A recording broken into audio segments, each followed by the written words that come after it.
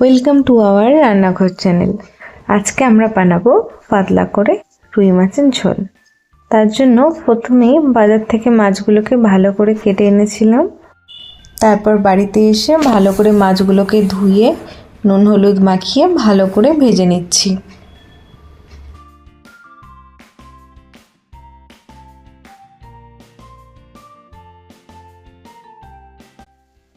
মাছগুলো ভালো করে লাল লাল করে দুদিকটাই ভেজে নেব। মাছ ভাজা হয়ে গেলে তারপর একটা পাত্রে সেটাকে তুলে রেখে দেব। আর কিছুটা আলু এরপর কেটে রেখেছিলাম আমি, সেগুলো ভালো করে লাল লাল করে ভেজে নিতে হবে।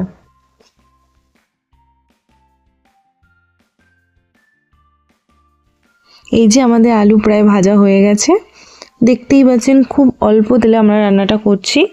এবার সেম তেলের মধ্যেই আমরা কিছুটা পেঁয়াজ কুচি দিয়ে দেবো, আর তার সাথে দুটো কাঁচা লঙ্কা দিয়ে ভালো করে আমরা পেঁয়াজ আর কাঁচা লঙ্কাটাকে মিশিয়ে নাড়ব।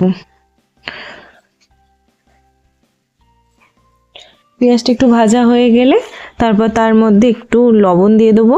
আপনারা আপনাদের স্বাদ মতো দেবেন। আমি 1 চামচ লবণ দিয়েছি। খুবই কম তেলে রান্নাটা করছি। এই যে আমাদের প্রায় ভাজা হয়ে গেছে, দেখতেই পাচ্ছেন পেঁয়াজগুলো একদম ব্রাউন হয়ে গেছে। এরপর একটু আদা আর রসুন কুচি এর মধ্যে অ্যাড করব, দিয়ে আবারও মশলাটাকে ভালো করে মিশিয়ে নেব। কম তেল মশলায় কিভাবে রান্না করা যায় আমাদের এই চ্যানেলের একমাত্র লক্ষ্যই এটা। যারা ডায়েট করছেন তারা এই রেসিপি ফলো করতে পারেন। যতক্ষণ না আদা রসুনের কাঁচা গন্ধটা যাচ্ছে ততক্ষণ মশলাটাকে ভালো করে ভেজে যেতে হবে। এই যে আদা রসুনের কাঁচা গন্ধটা এবার চলে গেছে। এরপর একে একে দুটো মশলা অ্যাড করব, কিছুটা হলুদ গুঁড়ো আর কিছুটা জিরে গুঁড়ো অ্যাড করে ভালো করে মশলাটা মিশিয়ে নেব। এই যে একটু ড্রাই হয়ে যাচ্ছে, তাই সেই কারণে এর সাথে আমরা টমেটো কিছু অ্যাড করে দেবো। যেহেতু টমেটোর মধ্যে জলটা থাকে তাই মশলাটা পুড়ে যাবে না। আপনারা এই সময় টমেটোটা অ্যাড করে দেবেন। টমেটো অ্যাড করা হয়ে গেলে কিছুটা ভেজে নেওয়ার পরে আপনারা একটু গরম জল অ্যাড করবেন।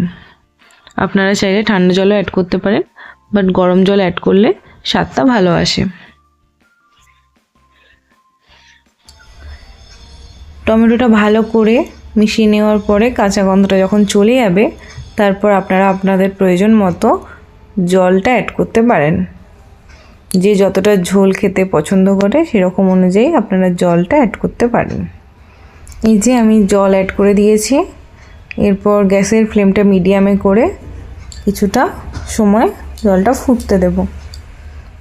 জল ফুটে এলে তার মধ্যে আমাদের যে ভেজে রাখা আলুগুলো ছিল সেগুলো এক এক করে দিয়ে দেবো।